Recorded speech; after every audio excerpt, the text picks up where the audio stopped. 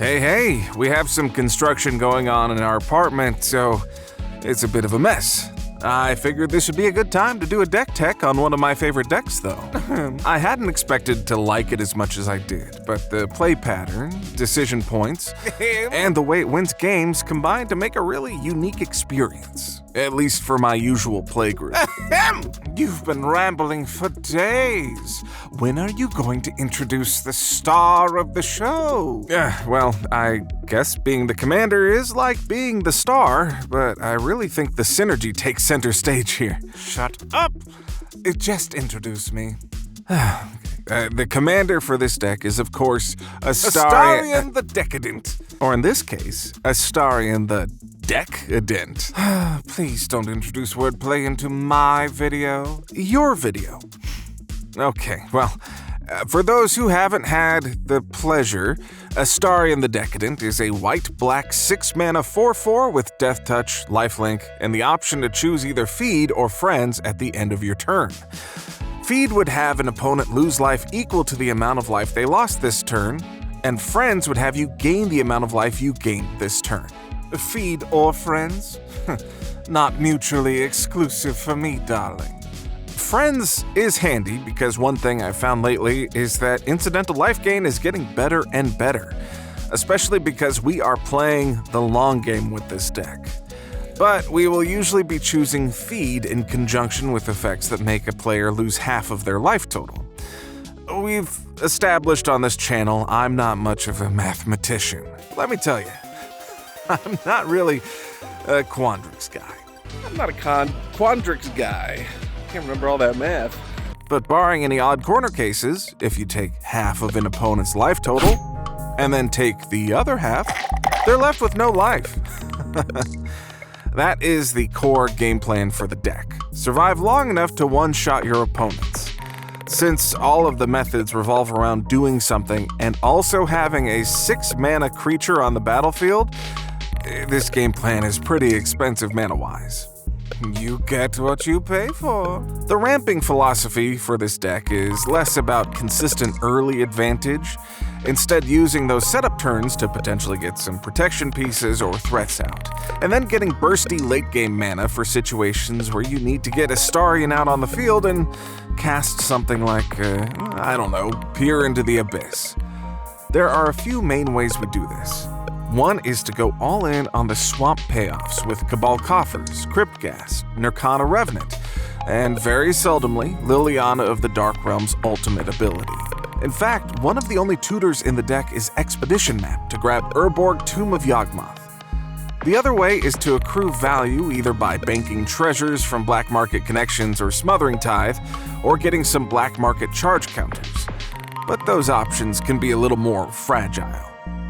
Since we don't have as many small ramp pieces, and the cards we are using along with Astarion tend to be pretty expensive, the deck also ended up with a fairly high mana value, with the average being around 4.14. But we can use that to our advantage as well, by using effects like Keen Duelist, Parker Luck, Sorin Grim Nemesis, Twilight Prophet, and Protection Racket to use those high mana value cards to bully our opponents. Normally, I would be worried about Protection Racket being used to exile key pieces of our combos, but there's enough redundancies that I'm not concerned. And if we do end up getting our opponents really low in life to the point where they're reluctant to pay even a small amount of life, then Protection Racket can be an amazing source of card advantage. Even if Astarion ends up being hated out of the game, me? Hated?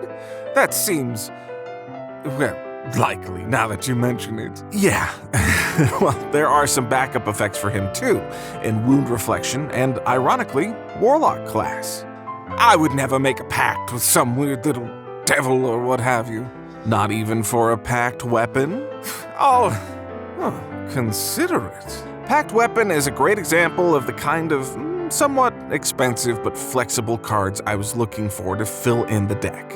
It's an interesting offensive and defensive tool.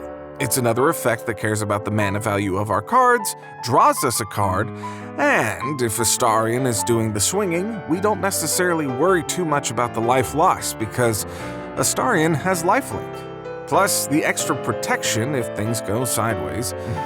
I'll go sideways, if you catch my drift. It's just one more hoop for your opponents to jump through to defeat you.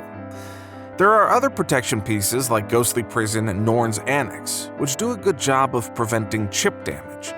And I have found a lot of decks these days don't have spare mana until the late game. Also, if we're planning on making big bursts of mana and making it to the late game, we might as well include the classic life drain effects of Exsanguinate and Debt to the Deathless. That tends to either knock out a player or two, get our life total way out of danger, or both. So yeah, that's the deck. Given the 2-card combo nature of the deck, I feel like it ended up on the cusp of bracket 3 and 4. Its speed would make it potentially more of a high-powered 3, but with the 4 game changers currently in it, that puts it solidly in 4.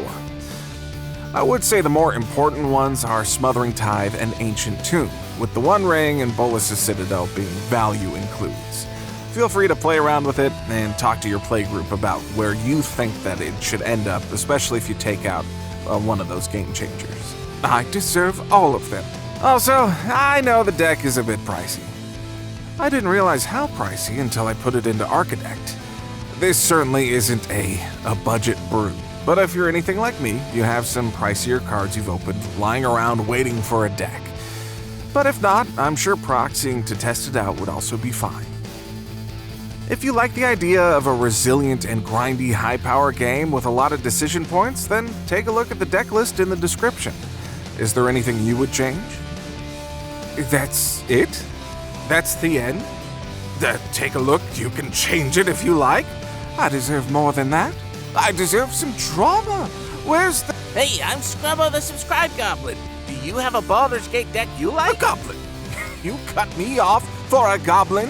Is there no justice? You can ignore the vampire. I forgot. Vampires spawn.